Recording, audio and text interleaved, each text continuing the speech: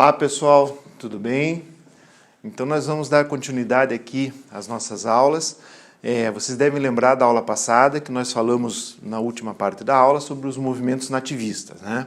Então, os movimentos nativistas, só para a gente lembrar, eram movimentos que não tinham uma penetração nacional, eles não contestavam o pacto colonial de uma maneira geral, não havia uma declaração explícita em relação à independência da metrópole. Então eram coisas mais localizadas, problemas que existiam em alguns lugares do Brasil e em função desses problemas houveram aquelas revoltas. Muito bem, o que nós vamos falar hoje, na aula de hoje, são alguns movimentos, algumas rebeliões, só que recebem o nome de pré-independência. Ora, pré-independência porque aconteceram imediatamente antes da independência do Brasil de 1822. O que acontecia é que principalmente no século XVIII e o início do século XIX, a Europa estava passando por grandes transformações. Obviamente, se a Europa estava passando por grandes transformações, essas transformações vão refletir nas colônias, né? Tanto nas colônias espanholas, norte-americanas, e como no caso do Brasil, né? No século XVIII, início do século XIX, né, o mundo estava impregnado por uma série de mudanças, né? Surgiram as ideias iluministas que pregavam o fim do absolutismo, né? O mercantilismo, que era o sistema econômico vigente na época dos descobrimentos, estava exaurido, né? Começa também, na segunda metade do século XVIII e adentra ao século XIX, a questão da revolução industrial, né? da questão do modo de produção mudar.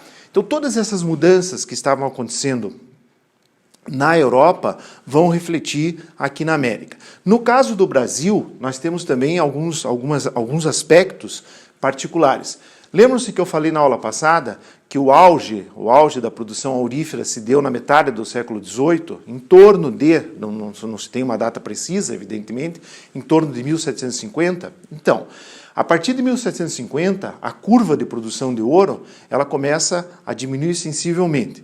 Ora, diminuindo a produção de ouro, tanto a produção de ouro pela metrópole como internamente aqui na colônia, os impostos que a metrópole passa a recolher vão diminuindo de maneira bastante grande, né? Isso faz com que a metrópole, então, comece a apertar a colônia em relação à cobrança de impostos. Não só em relação à cobrança de impostos, como também às questões comerciais, né? Para vocês terem uma ideia, a rainha de Portugal, nesse período, na segunda metade do século XVIII, Dona Maria I, ela vai fazer um arroxo comercial, né? Inclusive edita leis que proíbem a sua colônia, o Brasil no caso, e outras colônias africanas, de produzirem produtos manufaturados, de tal maneira que todos os comerciantes, todos aqueles que trabalhavam com esses produtos, produzidos muitos deles aqui na colônia, passam a ter que importar esses produtos. Então toda essa questão, toda essa diminuição de impostos, todo esse arroxo, essas normas comerciais começaram a fazer com que a população brasileira, e principalmente a elite, né, ficasse extremamente insatisfeita com a metrópole. E é isso que vai dar então origem à questão desses movimentos pré-independência. Foram 3 os movimentos pré-independências importantes, tá? O primeiro deles, e mais famoso, né, que nos remete até um feriado, né, o feriado de 21 de abril, com a execução de Tiradentes, é a Inconfidência Mineira, né? Então, a Inconfidência Mineira, a causa imediata da Inconfidência Mineira vai ser a derrama, né? Lembram-se da derrama? Falamos na aula passada. A derrama era uma cobrança compulsória de impostos, de tal maneira que a população tivesse que produzir, no mínimo, o equivalente a 100 arrobas de ouro, isto é, 1.500 quilos de ouro. Como nesse período, que já era aqui no fim do século XVIII, 1789, a colônia não estava conseguindo cumprir essa quantidade mínima de ouro, então foi programada uma derrama, uma cobrança de impostos, nos anos anteriores ali, a 1889. E a população se revoltou. Só um detalhe, gente, essa cobrança de impostos, ela era feita para aqueles que produziam ouro. Mas caso aqueles que produziam ouro não conseguissem preencher a cota mínima imposta pela metrópole, de 1.500 quilos, as pessoas que não tinham nada a ver com a produção de ouro, as pessoas das cidades, tinham que contribuir para completar essa cota. Então, muitas pessoas tinham que dar joias, pertences pessoais, de ouro ou diamante, no caso, para que fosse preenchida essa cota. Então, evidentemente que essa questão da derrama, ela vai enfurecer toda a sociedade, né? Então, os revoltosos vão combinar que no dia anterior da derrama, com essa insatisfação popular, eles dariam um golpe e tomariam o poder na região das Minas Gerais, né? Principalmente em Vila Rica. Mas o que acontece é que os revoltosos, a maioria deles pertencentes à elite produtora de ouro, grandes comerciantes e grandes proprietários de terra, né, foram traídos, né? Joaquim Silvério dos Reis devia verdadeiras fortunas para a coroa portuguesa e em função da delação que ele fez desse movimento golpista, as suas dívidas foram perdoadas. Na verdade, não foi só ele, tinham mais algumas pessoas, mas ele foi o principal agente dessa traição em relação à Inconfidência Mineira. Então, a Inconfidência Mineira, ela acaba que não é colocada em prática, ela é sufocada antes da sua execução, né? A maioria dos seus líderes são presos, né? A maioria deles fazia parte da elite, como eu falei para vocês, e talvez a pessoa mais simples, a pessoa mais humilde, né, ou menos poderosa economicamente, né, nesse contexto, vai ser justamente a figura de Tiradentes, né? E Tiradentes, literalmente, vai pagar o pato por isso que vai acontecer, né? Nós já vamos falar aqui sobre a devassa, que vai ser a situação do julgamento desses revoltosos, né? Mas antes disso, vamos ver, então, o que esses líderes aqui pretendiam com essa revolução, né? Então, a primeira situação óbvia, né, era um rompimento político com a metrópole, com Portugal, né? A ideia deles também era proclamar uma república. Atenção, proclamar uma república em Minas Gerais, né? Não era uma república do Brasil inteiro. A elite queria também, nesse momento aqui, resolver fundamentalmente os seus problemas, né? O problema da cobrança da derrama, as imposições comerciais, né? As dificuldades comerciais impostas por Dona Maria I e assim por diante, né? A ideia deles era instalar uma capital em São João del Rei, né? São João del Rei, né? Vocês talvez lembrem, alguns, outros não lembrem. São João del Rei é a cidade onde nasceu um ex-presidente do Brasil que não chegou a tomar posse, chamado Tancredo Neves, tá? Então, São João del Rei é a cidade de Tancredo Neves. A ideia deles também era formar uma universidade em Vila Rica. Essa universidade seria a primeira do Brasil. Em 1789, o Brasil não tinha nenhuma universidade, vai demorar muito tempo para o Brasil ter uma universidade, né? Então, a ideia deles era montar uma universidade em Vila Rica, né? Obviamente, acabar com o monopólio do diamante da coroa portuguesa, montar um monopólio de produção e venda de diamantes, que era exclusivo da coroa portuguesa. Como é que chama isso aí? Lembram lá da aula passada? Estanco, né? O estanco era o monopólio, a exclusividade de todo o processo de comercialização dos diamantes achados aqui no Brasil, né? Introduziu o serviço militar obrigatório, né? E o que é importante contar para vocês, e isso tem uma lógica, né? Tem uma lógica. A grande maioria dos revoltosos era contra a abolição da escravidão, né? Qual é a lógica disso, né? Aonde que está a lógica deles querendo fazer uma revolução com ideias iluministas, né, fim do absolutismo, proclamar a república, uma série de coisas novas no mundo, mas serem contra a abolição? Eu acabei de falar, pessoal, a maioria dos líderes eram grandes proprietários de terra, eram grandes mineradores, né? Ora, essas pessoas precisavam dos escravos para continuar fazendo o seu serviço, né?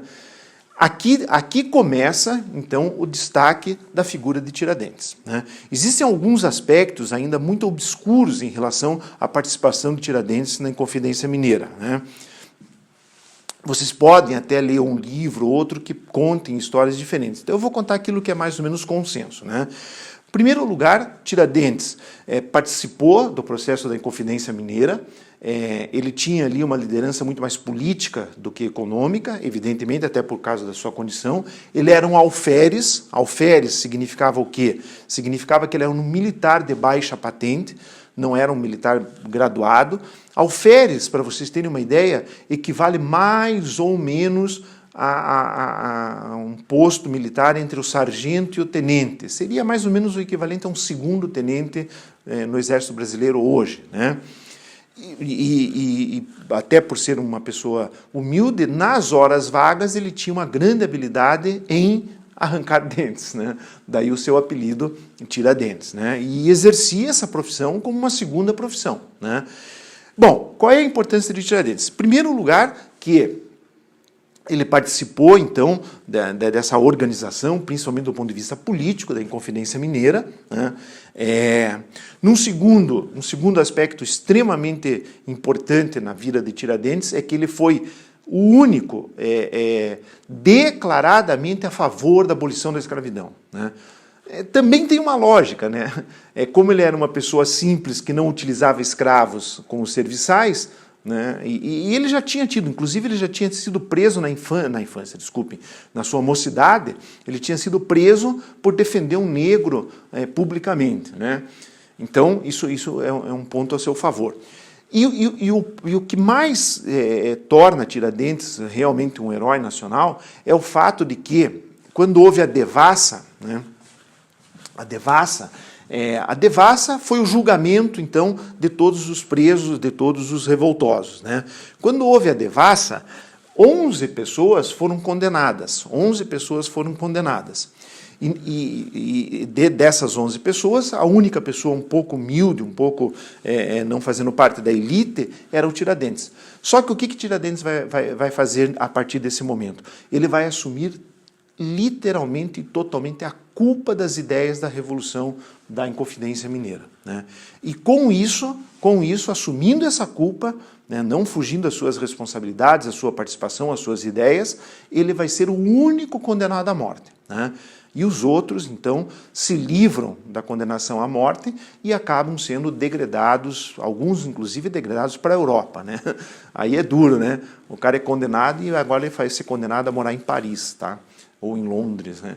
Por quê? Porque faziam parte da elite produtora de ouro. E Tiradentes, então, vai assumir essa responsabilidade e vai ser o único condenado.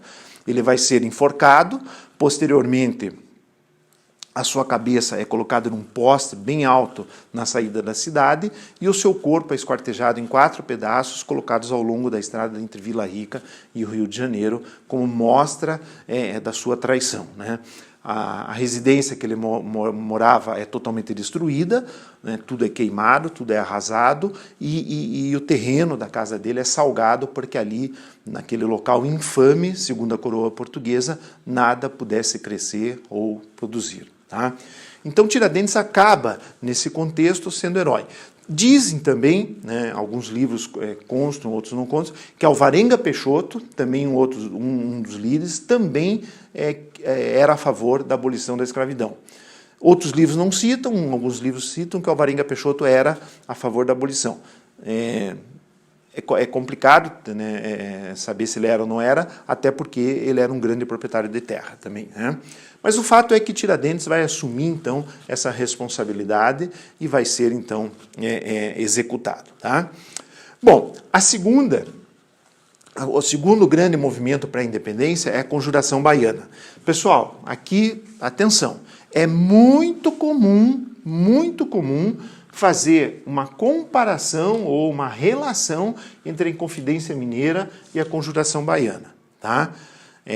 O que elas têm de semelhante, o que elas têm de diferente. Alguns aspectos são muito semelhantes, evidentemente, e outros são diferentes, né? O que ficou famoso, que gerou um feriado para o Brasil inteiro, até por conta de fazer parte da elite, foi a Inconfidência Mineira. A Conjuração Baiana, ela é só comemorada fundamentalmente na Bahia. Lá na Bahia é feriado na época, no dia da Conjuração Baiana, né? O que elas têm de comum? De comum, elas têm que a insatisfação com a metrópole, as novas ideias que vieram da Europa, ideias iluministas, independência dos Estados Unidos. A independência dos Estados Unidos também foi uma coisa muito importante, né? Porque foi a primeira colônia na América que se torna independente.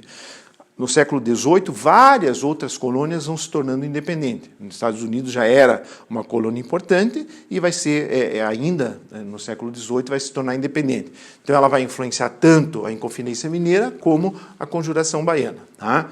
Então essas ideias gerais, de uma maneira geral, elas estavam afetando grande parte da população brasileira, porque as pessoas iam estudar fora e traziam essas ideias da Europa, né?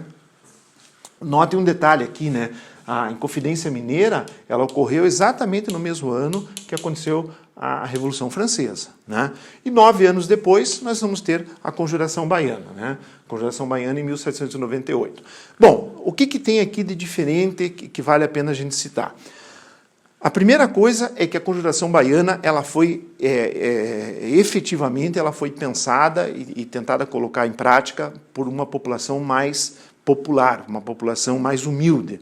Basicamente, a Conjuração Baiana, claro, existiam vários setores da sociedade, mas basicamente ela era formada por soldados de baixa patente e uma profissão que hoje está em extinção, alfaiates, muitos alfaiates, tanto que alguns livros até chamam de Revolução dos Alfaiates, né? Então, nessa revolução aqui, diferente da Inconfidência Mineira, havia uma participação popular muito mais maciça, tá? A ideia deles era formar também uma república, a ideia era formar uma república no Brasil como um todo, né? E aqui algumas diferenças extremamente importantes, né? Na visão dos revoltosos, deveria existir então uma igualdade jurídica para toda a população brasileira. Isso tem uma intercorrência importantíssima, né? Para você ter igualdade jurídica entre toda a população, obviamente todos têm que ser iguais perante a lei. Para todos serem iguais perante a lei, obviamente não poderíamos ter escravidão. Então, declaradamente na Conjuração Baiana, declaradamente eles pregavam o fim da escravidão no Brasil. Talvez esse ponto seja o ponto mais determinante, mais diferente em relação à Inconfidência Mineira e à Revolução Pernambucana. Tá? Dessas 3 revoluções aqui, a única que declaradamente deixava muito claro, pregava o fim da escravidão no Brasil. Também tem uma lógica, pessoal. Se era uma conjuração, uma inconfidência, uma revolução feita por camadas humildes, essas camadas mais humildes não dependiam dos escravos para fazer os seus afazeres. Então, pregando igualdade jurídica a todas, também pregavam o fim da escravidão, né? E também uma situação interessante é que eles pregavam uma liberdade política, quer dizer, todos seriam iguais perante a lei, todos teriam direito de participar da vida política do Brasil. Não havia aqui a questão econômica, muito menos jurídica, né? Todos deveriam ser iguais. E também uma novidade, pregavam a liberdade religiosa, né? Então vejam, gente, se nós fôssemos analisar friamente a situação aqui, nós poderíamos dizer que a Conjuração Baiana ela tem propósitos mais interessantes que a Inconfidência Mineira, né? E talvez seja verdade, talvez seja verdade. Se nós fôssemos aqui fazer uma análise profunda dessas 2 conjurações, nós chegaríamos talvez a essa conclusão. E por que uma é feriado nacional e a outra não é feriado nacional? Porque essa aqui, a Inconfidência Mineira, ela vai ser divulgada, né? Ela vai ser divulgada porque foi a elite que participou, inclusive vários poetas, né? Grandes fazendeiros, grandes produtores de ouro. Então ela fica famosa, né? Fica famosa. E a Conjuração Baiana vai ser chefiada por pessoas humildes, pessoas simples, pessoas que não tinham poder econômico, então ela acaba ficando no âmbito da Bahia, né? mas eu acho que claramente, né, só o fato dessa conjuração pregar o fim da escravidão já torna ela mais importante ou tão importante quanto todas as outras, né? Aqui não houve um Tiradentes aqui, os líderes, seis líderes, né, foram condenados à morte, todos foram executados, né, e também não conseguiu se colocar em prática. Numa situação muito semelhante à questão da Inconfidência Mineira, também houve uma traição por questão de dinheiro. Essa traição fez com que a conjuração fosse sufocada, os líderes foram presos e todos foram condenados. Diferente de lá, né? Porque aqui todos eram humildes e todos vão ser condenados, né? Nesse caso aqui, os poderosos não foram condenados, a única pessoa mais simples, que era Tiradentes, vai ser condenada, né? Uma situação interessante da conjuração baiana é o fato de todos serem condenados à morte sem direito a recorrer a essa sentença, né? Depois eu vou mostrar ali para vocês uma foto, né, é um pouco fantasiosa, mas ela retrata bem como é que foi a condenação de Tiradentes. E para finalizar, nós temos aqui a Revolução Pernambucana. Tá? A Revolução Pernambucana, ela foi um pouco diferente dessas outras duas.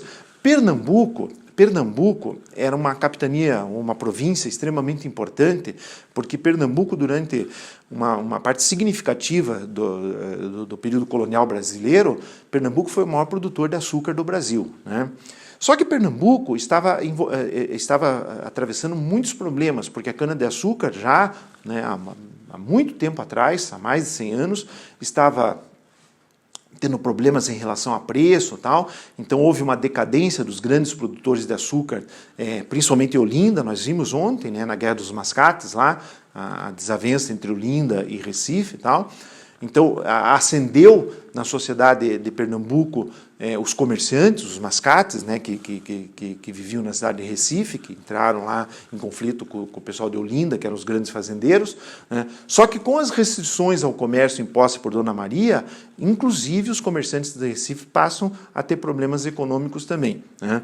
Então, a insatisfação na província de Pernambuco também era muito grande, né. E a diferença que existe entre essa revolução e as outras duas é que aqui há uma participação muito clara, talvez em todas elas tivesse tido, mas era muito escondida, muito superficial, né? Mas aqui há uma participação muito clara da maçonaria e de líderes religiosos. Tá? Então essa talvez seja a grande diferença. Como todas as outras, as ideias de liberdade, as ideias de fim do absolutismo, etc., que as ideias iluministas em geral também influenciaram essa revolução aqui. Aqui, o conflito chegou a existir e os revoltosos chegaram a tomar o poder em Pernambuco e chegaram a formar uma república em Pernambuco, inclusive